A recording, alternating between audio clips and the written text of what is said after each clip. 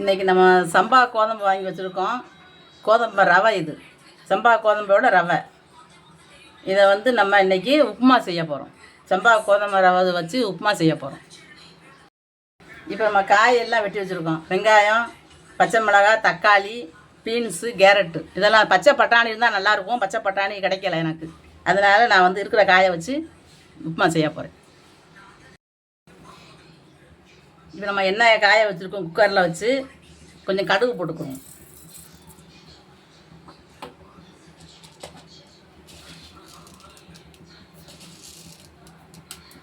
கொஞ்சம் இது வந்து உளுந்தம்பருப்பு போட்டுக்கணும். உளுந்தம்பருப்பு போடும்போது நல்லா ஒரு மணமாக இருக்கும்.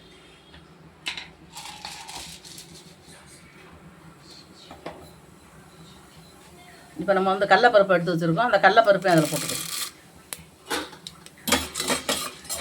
கடுகு வந்து நல்லா வெடிக்கிற அளவுக்கு பொரியணும். இப்போ பருப்பு எல்லாமே நல்லா வந்து கடுகு நல்லா வெடிச்சிருச்சு. இப்போ வந்து வெங்காயம் போட்டுக்கணும். பருப்பு எதுவும் கறியிடக்கூடாது. வெங்காயம் வந்து கண்ணாடி பழத்துக்கு வந்தால் போதும்.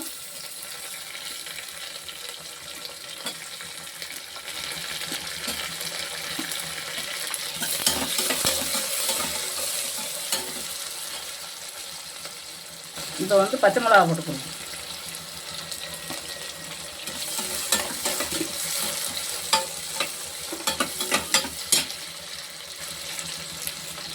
கருவேப்பிலை போட்டுக்கணும். இது கண்ணாடி பழத்துக்கு வெங்காயம் வெந்து வரணும். இப்போ நல்லா வெங்காயம் வந்து ஒரு பாதி வேக்காடு வந்துருச்சு. நம்ம பீன்ஸை போட்டுக்கிறோம். பீன்ஸ் வந்து கொஞ்சம் தான் வெட்டி வச்சுருக்கோம். கேரட்டும் கொஞ்சம் தான் வெட்டி வச்சுருக்கோம். இதை நல்லா கொஞ்சம் வதங்க விடணும். இது நல்லா வதங்கினதுக்கப்புறம் நம்ம தக்காளியை போடுவோம்.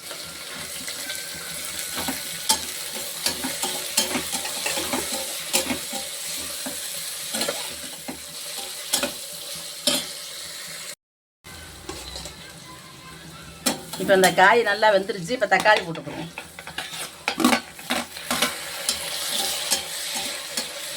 தக்காளி வந்து ரொம்ப விதை இல்லாத தக்காளி தான். கொஞ்சம் நமக்கு புளித்தன்மையாக நல்லாயிருக்கும்.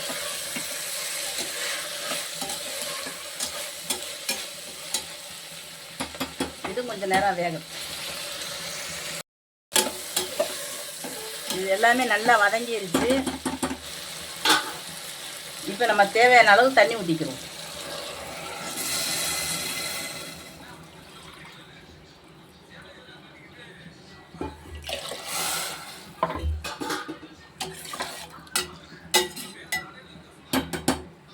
ரெண்டு டம்ளர் தண்ணி ஊற்றிருக்கோம். நம்ம வந்து ஒரு 1.5 டம்ளர் ரவை போடலாம். மொதல் இப்போ தான் நானே கிண்டுறேன். உப்பு போட்டுக்குவோம். ஃபஸ்ட்டு இப்போ தான் நான் வந்து சம்பா கோதுமையை வச்சு நான் வந்து கிச்சடி செய்ய போகிறேன். கிச்சடின்னு சொல்லலாம், உப்புமானு சொல்லலாம். இதை வந்து நல்லா கொதிக்கட்டும்.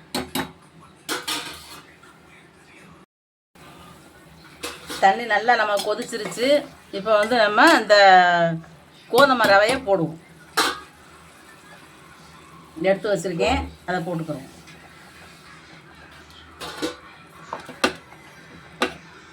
கொஞ்சம் அடுப்பை கொஞ்சம் நம்ம குறைச்சி வச்சுக்கிறோம். இப்போ இது ஒரு 1/2 டம்ளர் இருக்குது. இதையும் போட்டுக்கிறோம்.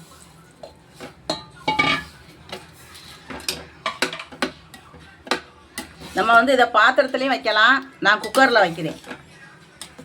இது வந்து நல்லாவே வெந்திருக்கும். இந்த கோதுமை வந்து நல்லா வெந்து தான் அரைச்சிருப்பாங்க, பொடி பண்ணியிருப்பாங்க. இதை வந்து நம்ம இப்போ என்ன செய்கிறோம், மூடி வச்சுருவோம். இப்போ நம்ம அதை போட்டு மூடி வச்சிடணும். மூடி வச்சு ஒரு 2 விசில் விட்டு அடுப்பை ஆஃப் பண்ணிடுவோம். இப்போ நம்ம வந்து குக்கரை திறந்து பார்ப்போம்.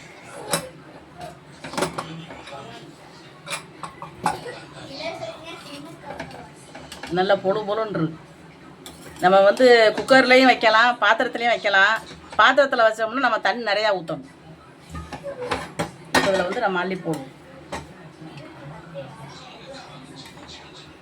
குக்கரில் வச்சதுனால நம்ம வந்து தண்ணி கம்மியாக ஊற்றிருக்கோம்.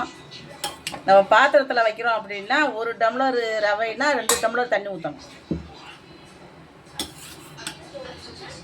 குக்கரில் வந்து நம்ம அந்தளவுக்கு வைக்கிறோம் அப்படின்னா நமக்கு வந்து அது குல குலன்னு கூழ் மாதிரி ஆயிடும். நல்லா பொழு பொழு பொழுன்னு இருக்கு. குக்கரில் ஒட்டவே இல்லை. இங்கே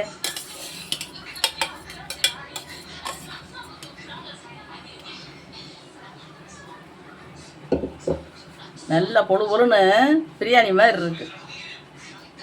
நம்ம பாத்திரத்தில் செஞ்சால் கூட ஒட்டிடும். இது நம்ம பட்டாணி போட்டோம்னா நல்லா கலர்ஃபுல்லாக அழகாக இருக்கும். நமக்கு வந்து பட்டாணி இல்லாதனால பச்சை பட்டாணி போடலை. பீன்ஸும் கேரட்டும் போட்டிருக்கோம். சாப்பிட்றதுக்கு நல்ல ருசியாக இருக்கும். நம்ம இதுக்கு வந்து தயிர் வெங்காயம் தயிர் பச்சடி வச்சு சாப்பிட்லாம். தொட்டுக்கிறதுக்கு துவையல் எதுனாலும் பழைய குழம்பு இருந்தால் தொட்டு சாப்பிட்டுக்கலாம். சீனி வச்சும் சாப்பிட்லாம். சீனி வேண்டாங்கிறவங்களுக்கு இந்த மாதிரி குழம்பு வச்சு சாப்பிட்லாம், காய் வச்சு. இந்த மாதிரி நீங்களும் செஞ்சு சாப்பிட்டு பாருங்கள். இந்த வீடியோ பிடிச்சிருந்துச்சுன்னா லைக் பண்ணுங்கள், ஷேர் பண்ணுங்கள், பக்கத்தில் இருக்கிற பெல் பட்டனை அமைக்கி விட்ருங்க.